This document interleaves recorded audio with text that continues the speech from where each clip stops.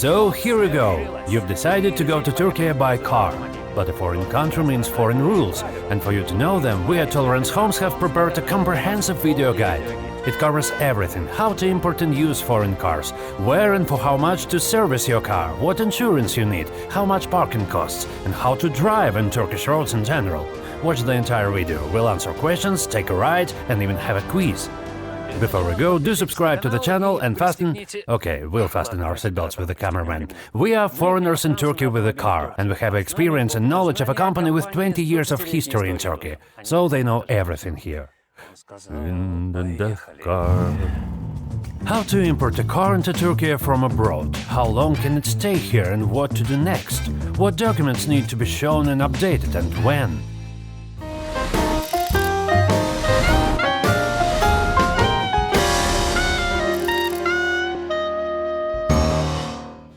Although public transport is well developed in Turkey, it's more interesting to travel by car, and it's more convenient to have it. In Turkey, like everything else, there are its own peculiarities and laws regarding cars for foreigners. Let's start with the main ones. You can import cars, motorcycles and even buses into the country. There is an important condition for those planning to live in Turkey for a long time. You can import a car only if you have spent less than 180 days in Turkey in the last year. After this, you are considered a resident of Turkey, and foreign cars are not allowed for residents. And here's a rhyme for you. Your car is living in Turkey for only a couple of days, and it will take 6 months to get it in again. I'll cover it up. If you leave Turkey by car, you can only return with it after 185 days, when your residency ends. In other words, to bring your car back to Turkey, neither you nor the car itself should be inside the country for at least 6 months. The dates are recorded on the government's portal. You can check with the link in the description. Except the owner, only the closest relative can drive the foreign car, and only if the owner is also in the car. Power of attorney for driving is not valid here. The length of time a foreign car can stay in Turkey depends on your immigration status. If you are a tourist, then it no longer than your visa or legal visa-free period allows, usually 60–90 days. For residence permit holders, the period is longer, up to 2 years. And here's the nuances begin. Not every one of us arrives with the car right away. Many first come as a tourist, then decide to stay, obtain a residence permit or citizenship, and only then bring their car. And now the promised quiz. Answer this. From which date are the infamous 2 years allowed for the car counted in this case? You can rewind now and listen to the question again. And the answer options. The 2-year allowed stay of a foreign car in Turkey is counted from A. The date of the person's first entry into Turkey. B. The date of applying for a residence permit. C. The date of importing the car. D. It's a Turkish roulette. For the correct answer, we'll give you a Turkish bagel. You can get it in any Tolerance Homes office, in Antalya, Mersin, Alanya, any of them. If a tourist initially arrives in Turkey by car and then obtains a residence permit, they must inform the customs about the change in their status. The period of stay for a car is usually extended until the end of the residence permit or car insurance validity, whichever comes first. Alright, let's go further. If you become a citizen of Turkey, for example through the purchase of real estate, the rules are the same for you. You can drive a car with foreign plates for 2 years, but after 2 years you must either take the car out of Turkey or go through customs clearance. It's expensive. For a new powerful car it can be up to 100% of its value, plus VAT and other taxes. Is it worth it? Violators of the legal period for a car stay in Turkey face serious risks. The fine for the first month is not very large, but it constantly increases. Those who are late with the payment face a fine of up to 25–30% of the market value of the car. I'll give you a hint. The customs officer assesses the market value, and the prices here may be 2–3 times higher than in your homeland. Another important point. Selling or renting a car with foreign plates in Turkey is practically impossible. Just think, you would have to re-register the car to a new owner in the country of its registration, or at the consulate if they are willing to handle this matter. In other words, practically can transfer the car only to a fellow citizen. And then questions will arise about how they will continue to use this car in Turkey. When you enter Turkey by car, at the border you will need to show the following documents: passport, driver's license, internal one if your country has signed the Vienna Convention, vehicle registration certificate, and green card insurance policy. You can obtain the green card insurance in your home country, even online. Insurance can be purchased at the border, however it's more expensive, and they only accept cash and lira. Do tourists really even have that? If not, you will have to go to a border exchange office, and the exchange rates there, you can imagine. The minimum policy duration is 3 months, price starting at around $80. The price depends on the duration, your driver experience and the car's horsepower. The policy duration should not be less than your stay in Turkey. Driving without insurance can result with a fine of up to 1,000 euros. Don't forget to buy a new policy on time. Besides documents, a standard first aid kit, a fire extinguisher, here they come, and 2 emergency stop signs must be in the car. Also an emergency vest. You can drive with foreign license in Turkey for 6 months. After that, you need to exchange your foreign driver's license for a Turkish one or leave Turkey and re-enter, just not by car. If you plan to make such a visa run or simply leave the country without your car, make sure to inform customs where the car will be parked in your absence. No one is allowed to drive the car during this time. Absolutely no one. You can leave the car in any parking lot or at any house. The key is to give the address to customs, otherwise face a hefty fine. Alternatively, you can get a driver's license in Turkey from scratch. This means enrolling in a driving school and passing exams. It's the most challenging path, but in Antalya, for instance, you can even study and take the driving test in English. You can watch a video on how to get a driver's license in Turkey through this link. The roads in Turkey are generally good, not just in cities. Intercity highways and roads to remote villages are covered with good asphalt. In rural areas, the roads are usually unpaved but still decent. There almost always roads has marking lines, easily understandable for foreigners. But honestly, it seems marking are more for aesthetic purposes. Locals seems to ignore them. Turn signals here seem to be some sort of a decoration for a light show. Turkish driver might go with a sign alone from Istanbul to Adana and not even notice it. But when it comes to actually turning or changing lines, on the contrary, they might not even think about showing you their turning signal. So be attentive. Abrupt braking isn't advisable here. Locals often look at their phones while driving, others prohibited, or they can chat with passengers. They tend to drive through yellow lights and some even go through red ones. They hardly stop for pedestrians at crosswalks. So, if your car suddenly brakes before crossing, it will catch them off guard, and they might just bump into you from behind. Hence, when Turks reduce speed suddenly, they often activate hazard blinking lights, even if they are slowing down gradually. It's better to follow suit, and your car will be safer. Check your mirrors as often as possible. Overtaking happens from many sides, headlights are rarely used, and there are many motorbikes on the road that drive as they wish. In Turkish junctions, traffic lights and stop lines are positioned close together, without any gap in between. Hence, a driver positioned first at the intersection can barely see the traffic light. So when you're waiting at a traffic light, you might hear honks from behind. It's just a friendly reminder that the light has turned green and it's time to go. There's nothing impolite about this gesture. The default speed limit in urban areas is up to 50 km per hour. Outside cities, it's 90, and in highways it's up to 120. Exceeding the speed limit without a fine is only allowed by 10%, meaning in urban areas it's not 50 but 55 km per hour, and on highways not 110 but 121. Hence in Turkey you may see the signs like this. If you add 10%, it will be precisely 90 km per hour, and after that a fine. Road signs in Turkey comply with international standards, but there are also unique ones. For instance, a red sign with the inscription DUR means stop, prohibiting movement without halting. Some signs depict a turtle crossing the road, and it's about actual turtles. A red flashing traffic light allows movement, but only while yielding to all other traffic participants. You might come across road markings with the word yavaş, meaning slow down, advising drivers to reduce speed and be more attentive.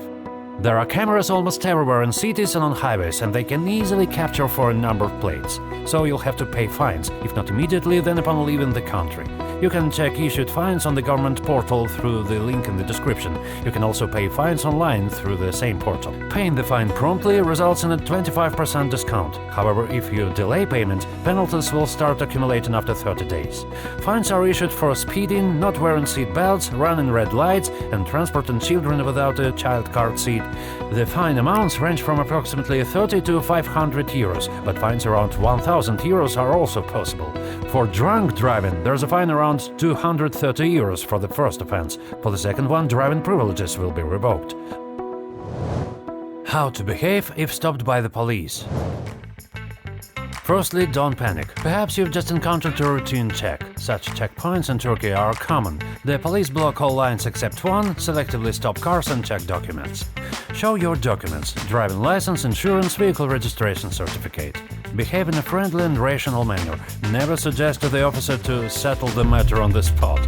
Show willingness to cooperate and refrain from trying to diminish the fault by stating you're a foreigner. Rules apply to everyone. And if the police officer considers your violation minor, like crossed a lane marking, slightly exceeded the speed limit, they might let you go with a warning without issuing a fine. In Turkey, there aren't many toll roads, approximately 1,300 kilometers, while the country boasts nearly 500,000 kilometers of roads. Mostly, toll sections are found in the western part of Turkey, particularly towards Istanbul. I haven't come across any toll sections in the east, from Rize to Antalya. There are several road payment systems. Some highways have gates marked with nakit or kakarti. Here, payment is made in cash or by card.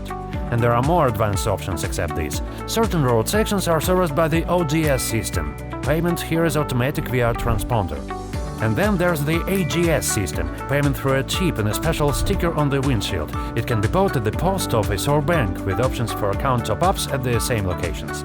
There's no need to stop for payment. The system automatically reads the sticker's number and deducts the money. If there's insufficient balance, a red light will illuminate. You can continue driving, but must replenish the account to settle the debt. To check for any unpaid toll bills on these roads, you can visit a website with a link in the video description. There are numerous fuel stations in Turkey, clearly visible from the road. There are huge signs, price boards, bright lighting by night time. The fuel quality is generally good, especially at stations operated by major networks like Shell, BP, Total. Opet, ITMIS and Petrol FSC are also not bad. You'll not find 22-octane petrol anywhere, but 95 or 98 octane and diesel and Eurodiesel are available at any station. Prices constantly rise, but it seems Turks have grown accustomed to this. Typically all stations have attendants. It's not customary to self-service at fuel stations in Turkey. You need to pull up to a pump and wait for an attendant. They'll not only fill up your tank, but also clean your windshield, which is complimentary if you fill a full tank. Payment can be made in cash or by card.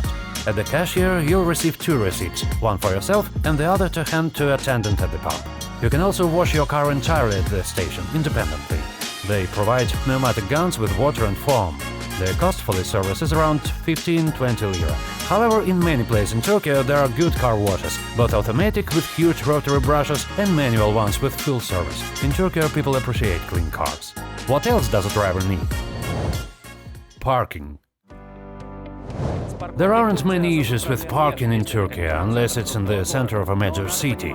However, parking in a prohibited spot is a serious offense here, especially if you park in a disabled parking space or leave your car at a hospital or government establishment. Unpaid fines for parking violations can be found at the same place as other road violations, through this link. Also, you can find it in the video description. You can leave your car by the roadside where there isn't a no parking sign, but it's prohibited to park at the exits of residential areas. In the dense quarters of big cities there are almost always paid parking zones. They are marked by blue or yellow markings and signs. Sometimes they are quite inconspicuous and easy to miss at first glance. If you leave your car here for more than 15 minutes, a parking attendant with a payment terminal will await your return. However, the first 15 minutes are typically free. There are also private parking areas, such as courtyards and undeveloped land lots. Someone will be sitting there collecting fees. Their areas are generally safe, and prices range from around $1 per hour. There are more structured parking lots too. If you are paid upon entry, don't discard the ticket. You'll need to show it later to avoid being charged again. What would you do if you have to repair your car in Turkey? I really don't even want to think about it. But if it comes to that, the answer is simple – get it fixed. Here you can find spare parts and repair shops for both regular maintenance and repairs, but it comes with a local touch. If you need to repair or service your car, you can search for an auto service on the map. However, when Turkish mechanics see a foreigner at their doorstep, the temptation to overcharge is sometimes irresistible. They haven't made much progress in overcoming this temptation yet. On the other hand, what were you expecting? Isn't it somewhat similar in your own country? Well, maybe not to the same extent. Not so much. You could hope for an official service center for your car brand. I tried. I called a large auto center. They said I could come in a month. But I've got an immediate breakdown and urgently need repairs. Yet it's also not easy to trust just anyone with your car. In such a situation, it's best to search for a private garage based on internet reviews. In some service centers in tourist cities, they speak decent English or even Russian, and it's even better to look for recommendations and reviews through acquaintances. A friend from the Tolerance Homes helped me find a service where he gets his car repaired. It seems like the agency knows places for all life situations. It's good to have friends who can suggest solutions. In the workshop, I was awaited by its owner, Murat, who welcomed me like a long-lost friend, as if we had known each other for ages. I was warned that's how it would be. Of course, despite the warm welcome, I was a bit nervous, because you never know who and how works there. But Murat elaborately explained the work process, the tools, the materials used. He guided me through all the premises, invited me into his office, and explained how his staff operate. Is it your staff? His name is Bushi. Bushi. Bushi. Say something. We all love cats. Murat showed me customer reviews and photos of cars with our national license plates on his lift. The equipment seemed to be fine. Of course, I aim to establish good relations. In Turkey, they sort everything out. Eventually, I decided to ask main question. Do you want to take more money from foreigner than from Turk? Now, the economy very important in Turkey because very expensive. The oil expensive, filter expensive, but I am every time small money. Every time very happy. I see. It's your secret. Okay. His team conducted diagnostics and quickly found the problem. Just as I suspected, the crankshaft sensor died. They ordered the part, which took 2 days to arrive. Then, on the scheduled day, I arrived, and 3 hours later, I picked up my repaired car. Oh, no, that's not my car. Mine is fine already. Sure, in my town, I would pay less for the job, and the sensor would be much cheaper if I'd brought it myself, on AliExpress or Trendyol. But I'm not knowledgeable about auto parts, and I don't want to deal with returns if something doesn't fit. The main thing is, the car is now in working order, and I've made a new acquaintance in Antalya. In big cities, there are entire streets and blocks dedicated to auto service. Such an area of workshops in Turkey is called sanayi. Here you can find regular tire repair shops, repair services, and workshops for restyling. Having these workshops close by is quite convenient, as if it allows you to compare prices on the spot. The prices for repair work and servicing are on average around half of what you'd find in other European countries, and they are offered cheaper parts, especially if they are used or aftermarket rather than original. For instance, replacing a set of tires with alignment might cost approximately $40–50. I had 18-inch tires replaced with balancing but without alignment for 500 lira. It's less than $20. Replacing a timing belt, including the cost of the belt itself and rollers, might range $70 or $100. The price, of course, greatly depends on the car brand, but remember about those temptations, right? It's time for a service appointment soon. As for estimating the cost of repairs after an accident, I can't say. I don't even want to think about accidents, definitely not in this video. But we've created a guide through this link on what to do and how to behave if, God forbid, you've involved in a car accident in Turkey. It's definitely worth watching. I hope in this video you found the answers that will help save time, nerves and money when you plan to travel to Turkey by car. Thanks once again to Tolerance Agency, whose experts with their 20 years of experience in the real estate market know many interesting things about various aspects of life in Turkey and offer clients not just a service, but a true friendship. Seriously. Please hit the like button and subscribe to the channel to not miss out on new videos. We cover and discuss things that others may not know or talk about.